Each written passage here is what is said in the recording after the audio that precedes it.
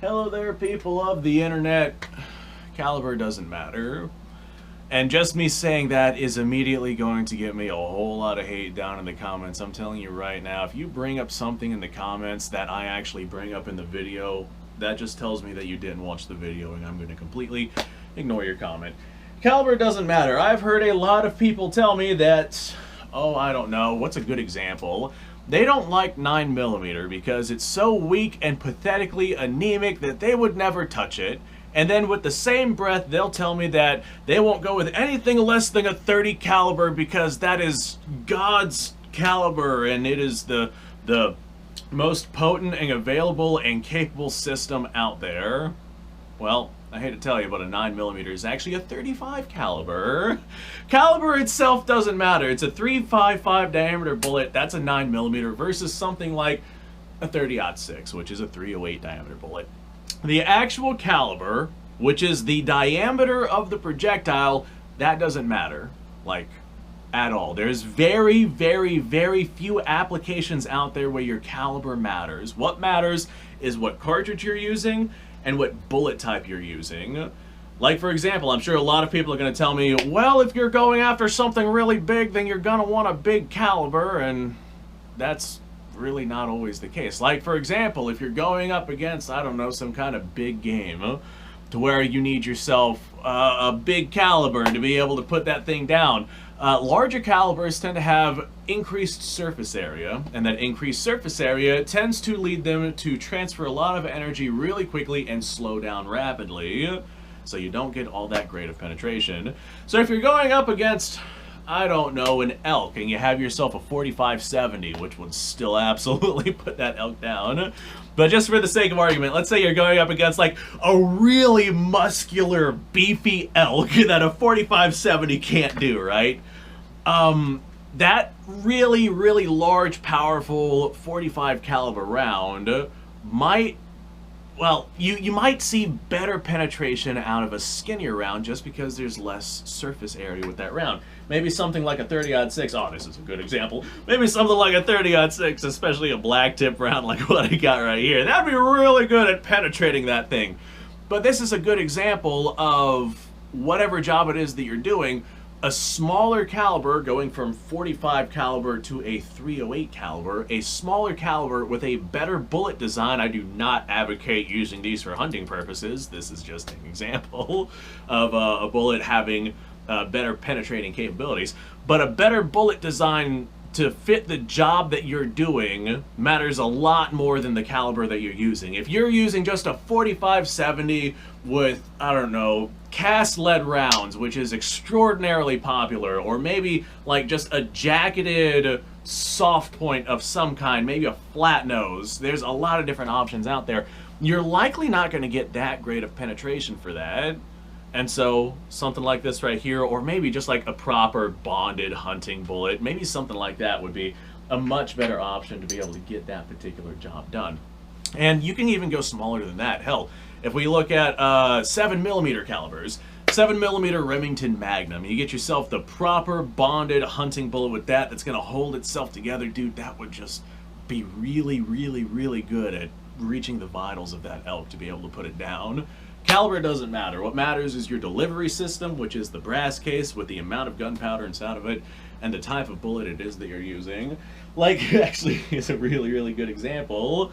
This black tip 30-06. If I were to take this out and go, say, I don't know, squirrel hunting with it, that would probably not be a very good idea. But what I could do, if you've been around on the channel for any real length of time, you've seen me make gallery loads before. What gallery loads are they are rifle cartridges with a small amount of fast-burning pistol powder inside of them, so we get really, really slow velocities with our projectiles. Normally I'll use like lightweight projectiles as well, but there's still going to be a 308 diameter, so they can properly engage the rifling, spin the bullet, so I don't have like a random tumbling round coming out of the end of the gun. But if I were to use a gallery load with like a 100 grain bullet moving at, I don't know, 1200 feet per second, that would be a much better option loaded into a 30-06 than going after squirrels with a black tip 30-06. This is another example of caliber doesn't matter. or even if I were to use like a 9mm going after squirrels, I've done that before. 9mm full metal jacket, great little squirrel gun. It really does help those guys, or help put those guys down really, really fast.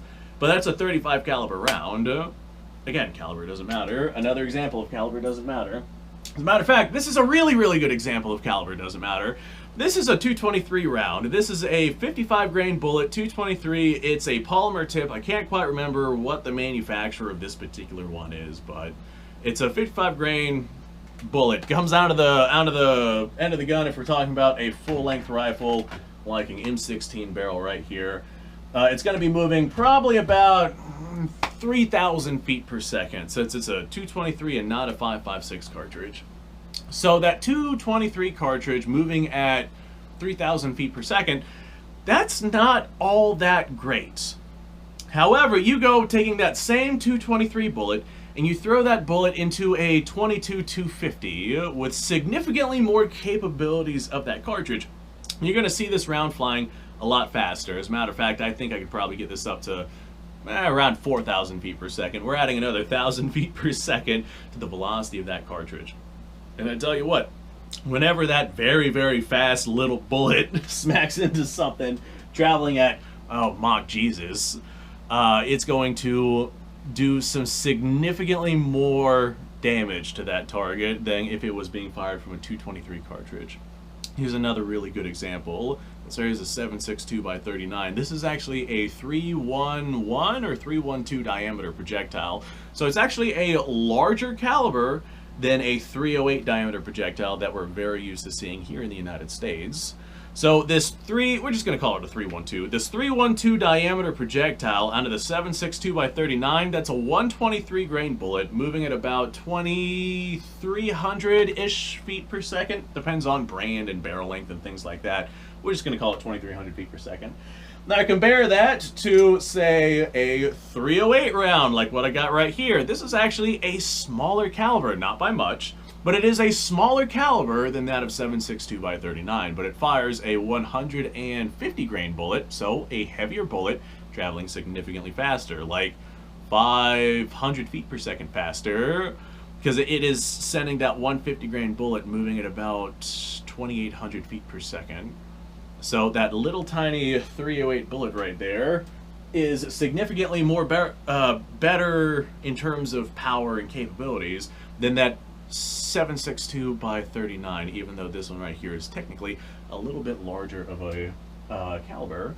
Or we could take two cartridges that are the same caliber, 308 and 30-06. Both of these use a 308 diameter bullet, but that 30-06, if you look at the case capacity, it's pretty substantial. This right here is going to send that same exact bullet moving at like 200 feet per second faster. So, bottom line with what I'm trying to get here is your caliber doesn't matter. It doesn't matter in like a really significant way. What matters is how fast whatever bullet it is that you're sending and what bullet it is that you're using. Like if you are using a 308 cast lead round, and you somehow, with your alloy mixtures and gas checks and whatever it is that you're using, you somehow manage to get that lead round moving at 2,800 feet per second, in which case, good for you. But you got that lead round moving at 2,800 feet per second, and then you throw a Hornady SSX into that bad boy, like a 180 grain, polymer tipped, like just a really, really good modern hunting round. Throw one of those bad boys into a 308, send it moving at the same exact velocity, and you're going to see significantly better performance with that Hornady round as opposed to that cast lead round. Caliber doesn't matter. Ooh, this one's going to upset some people. For a long time, actually still to this day, I've heard people tell me I won't take anything less than a 45 inside of my handgun because, I don't know, insert your choice of why they won't take less than a 45 caliber inside their handgun.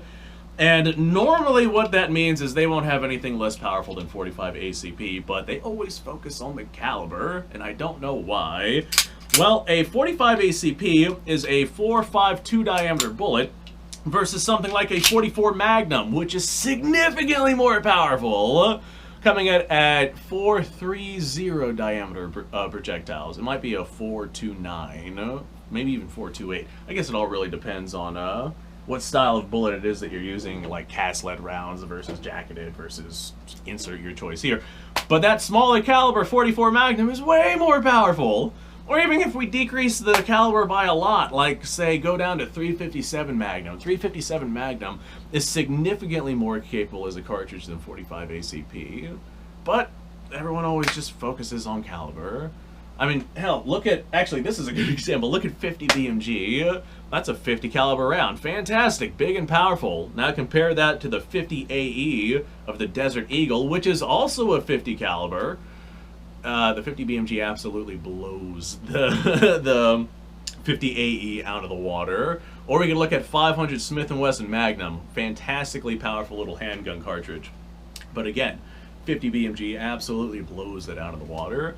Or we can just look at 50 caliber round ball. I got a 50 caliber muzzleloader back in my pile of guns back there, which I really don't feel like going back to grab, but it's 50 caliber. Guess what? 50 caliber. Oh boy, that's big and powerful because it's 50 caliber, and for some reason that just translates to an obscene amount of power. But that little 50 caliber muzzleloader, that is not a 50 BMG by any stretch of the imagination. Again, your caliber doesn't matter. What matters is how fast you're sending whatever bullet it is that you decide to use. So, thanks for watching. I appreciate your time. Like, subscribe, share. Description below is a link to all sorts of stuff. Go check it out. You guys go off. Have yourself a fantastic day. I'll see you on the next episode.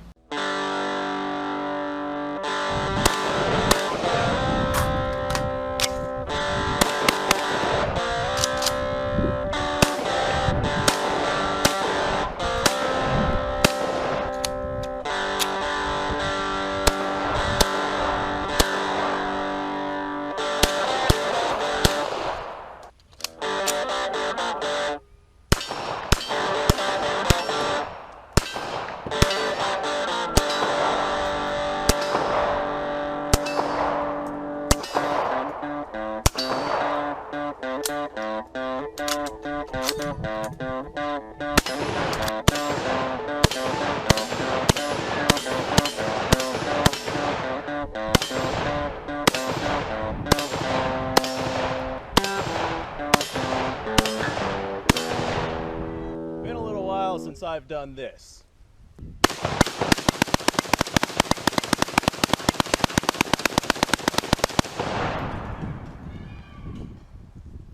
Bonnie and Clyde be damned.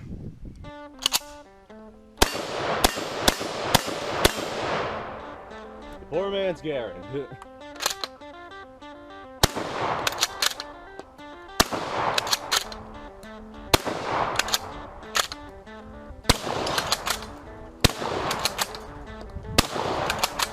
It's a shame that bolt-action shotguns aren't more mainstream.